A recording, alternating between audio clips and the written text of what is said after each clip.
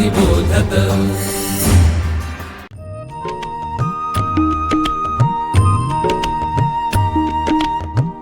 विवेकी अक्षर विवेकी लेखन सुश्राव्य वाचन श्रवणार्थ चरित्रे संस्कारी धीरवीर गाथा रम्य बालकथा अनुभवा अमृताचे शब्द थोर आणि सान सगळ्यांचे कान आनंदावे चालता बोलता ऐकावे पहावे ज्ञानी होत जावे सहजची।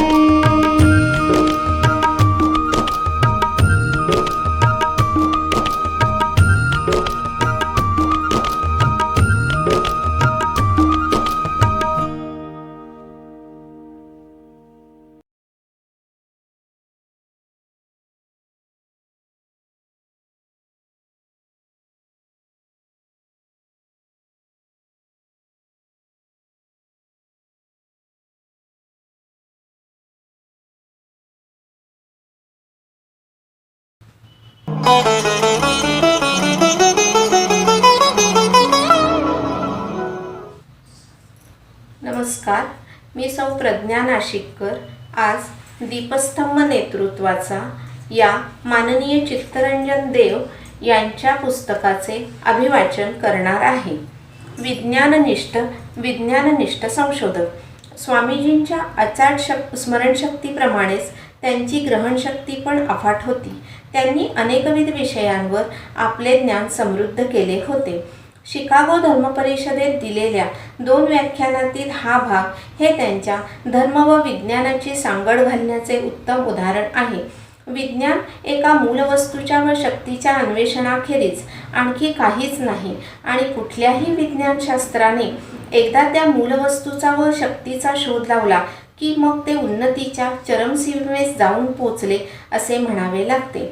उदाहरणार्थ, रसायनशास्त्र जर असे एक मूलद्रव्य शोधून काढेल की ज्यापासून इतर सर्व पदार्थ तयार करता येतील तर त्याने उन्नतीचा अखेरचा टप्पा गाठला असेच म्हणावे लागेल। पदार्थविज्ञानशास्त्र जर अशी एक मूलशक्ती शोधून काढेल की जिच्यातून इतर शक्ती उद्भूत झालेल्या आहेत तर ते पूर्णत्व पावेल आणि धर्मविज्ञानालाही ज्यावेळी ते एकमेव मूलकारण गवसेल की जे या मर्त्यलोकी एकमात्र अमृत स्वरूप आहे त्याच वेळी ते धर्मविज्ञान पूर्ण झाले। दुसऱ्या व्याख्यानात ते म्हणतात, विज्ञानशास्त्र या दृश्यमान जगताला सृष्टी संज्ञा देऊ इच्छित नाही। ते म्हणतात की जगत क्षणोक्षणी भिन्न आकार धारण करून प्रतिमुहूर्ती नवनव रूपाचा विकास करीत आहे इतकेच।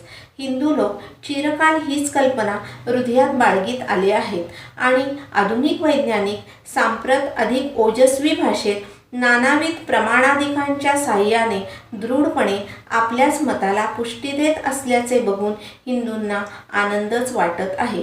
कधी कधी विवेकानंद अतिशय आश्चर्यकारक माहिती देत असत।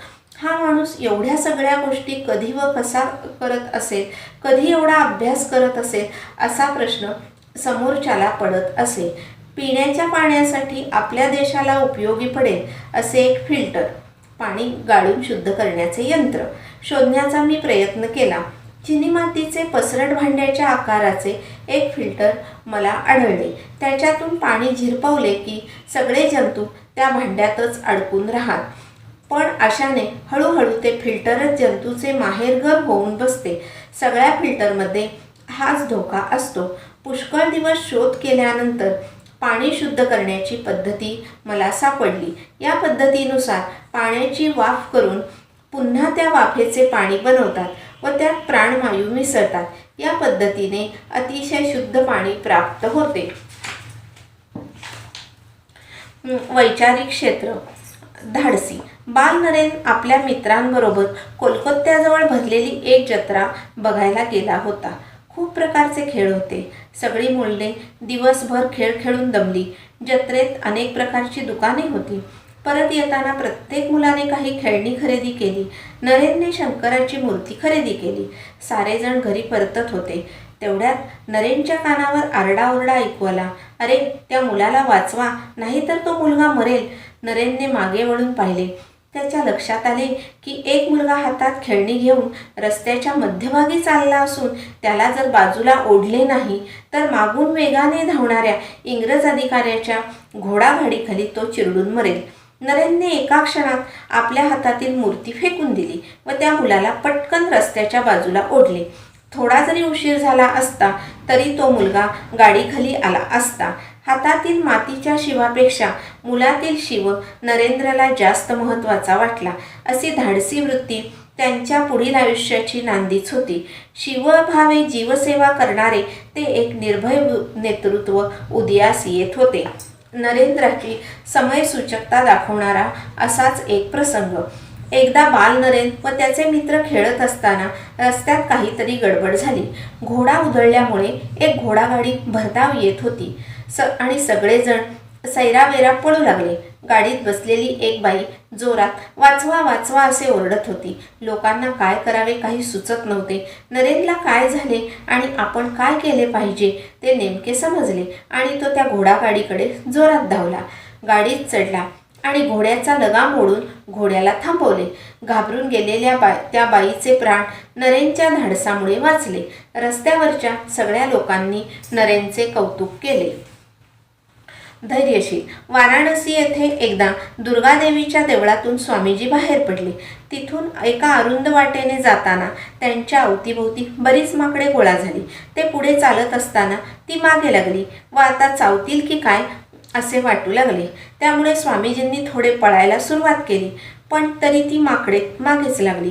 तिथून जाणाऱ्या एका वृद्ध संन्याशाने हे दृश्य पाहिले व तो स्वामीजींना जोरात ओरडून म्हणाला, थांबा, मागे वळून त्या माकडांना तोंड द्या. फेस दी ब्रूट्स. स्वामीजी थांबले, मागे वळाले. त्यांनी त्या माकडांना तोंड देऊन पळवून लावले. छोटासाच प्रसंग, पण स्वामीजींसाठी हा एक त्यांच्या आयुष्यातला मोठा धडा होता. अनेक वर्षानंतर स्वामीजी एका व्याख्यानात म्हणाले, कोणत्याही संकटाची भीती वाटली तर त्याला धैर्याने तोंड द्या. पळून जाण्याचा विचार मनात कधी आणू नका. त्यांच्या आयुष्यातील संकटाची यादी काय सांगावी. शिक्षणात खंड, वडिलांचा अकाली मृत्यू, श्रीरामकृष्णांना झालेला घशाचा कर्करोग व त्यातच त्यांचा अंत, बेलूर मठाची जबाबदारी, नेहमीचे हाल, आलमबाजार मठातून सुरुवातीचा मठ, बाहेर पडून भारत भ्रमण, यातील सर्व प्रवास रेल्वेने, यापुढे चालत, अन्न वस्त्र निवारा यापैकी कशाचीही शाश्वती नाही. अशा कठीण परिस्थितीत जगातील अनेक देशात ऊन वारा पाऊस व कडाक्याची थंडी झेलीत प्रवास, अनेकांची निंदा अवहेलना सहन करत करत आपले कार्य पार पाडण्याची कसरत. पण या सर्व संकटांना पुढच्या आयुष्यात ते कधीही डगमगलेले दिसत नाहीत. विवेकानंदांची व्याख्याने लंडनमध्ये खूपच लोकप्रिय होती. एकदा राजयोग या विषयावर बोलताना सर्व श्रोते मंत्रमुग्ध होऊन ऐकत होते. इतक्यात एका अँग्लो इंडियन माणूस मध्ये सुटला आणि त्यांच्या सर्व विचारांबद्दल त्याने आक्षेप घेतला. स्वामीजींनी बराच वेळ त्याच्याकडे दुर्लक्ष केले, पण तो जास्तच आक्रमक होऊ लागला. ते गौतम बुद्धाबद्दल बोलले तर तो बुद्धाला नावे ठेवू लागला. संन्याशाबद्दल बोलले तर ते संन्याशी चोर असतात असे म्हणू लागला. मग बंगाली लोकांबद्दलही उलटसुलट बोलू लागला. बराच वेळ त्याचा उपद्रव सहन केल्यावर स्वामीजी त्याच्याकडे वळले. इतिहासाच्या पानापानामधून असलेल्या इंग्रज लोकांच्या गुन्हेगारी वृत्तीची उदाहरणे देऊ लागले.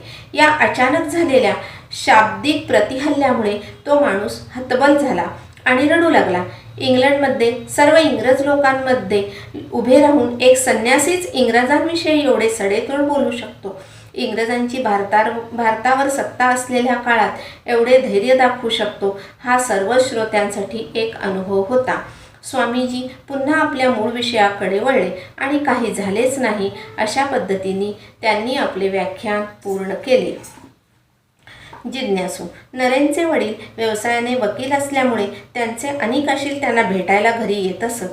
ते आपल्या भेटीचा नंबर येईपर्यंत बाहेर गप्पा मारत बसत.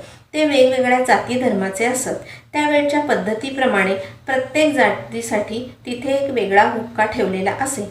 नरेनला याबद्दल उत्सुकता होती. एकदा त्याने हे सर्व हुक्के एकामागून एक ओढून बघितले. तेवढ्यात त्याचे वडील तिथे आले. काय करतोस मुला, त्यांनी विचारले. एका जातीचा हुक्का दुसऱ्याने ओढू नये असे म्हणतात. मी हे सारे हुक्के ओढून पाहिले, पण मला तर काहीच झाले नाही. नरेनचे हे उत्तर ऐकून विश्वनाथ बाबूंना मुलाच्या जिज्ञासेचे व हुशारीचे कौतुक वाटले. ते हसून आपल्या खोलीत निघून गेले.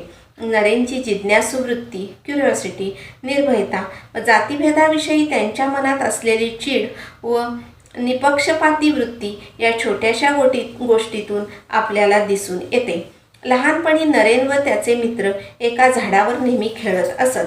त्या झाडाच्या मालकाने मुलांनाही त्रास देऊ नये म्हणून त्या झाडावर भूत असल्याचे सांगितले. पण नरेन घाबरला नाही. उलट कोठे आहे भूत असे म्हणून तो परत झाडावर चढला. लहानपणापासूनची ही जिज्ञासा व निर्भयता मोठेपणी कायम राहिलेली अनेक प्रसंगावरून आपल्याला दिसते. उपनिषदांमधील अभि अर्थात निर्भयता हा विवेकानंदांचा फार आवडता शब्द. वेदांमधून काय शिकायचे हे सांगताना विवेकानंद निर्भयतेवर जास्त भर देतात. आयाचित व्रताचा हे व्रत चालू असताना कोणाकडे काही न मागणे, सर्वस्वाचा त्याग करून संन्यासी होऊन भारतात व परदेशात भ्रमण करणे या अर्थातच सोप्या गोष्टी नाहीत. रोज कोणी भिक्षा दिली तर जेवायला मिळायचे, नाहीतर 2-2 दिवससुद्धा काही जेवायला नाही. अशा परिस्थितीत धर्म, अध्यात्म, वेदांत, योग व समाजसेवेचे शिक्षण देत फिरणारा तो योगी पुरुष विरळाच. नमस्ते.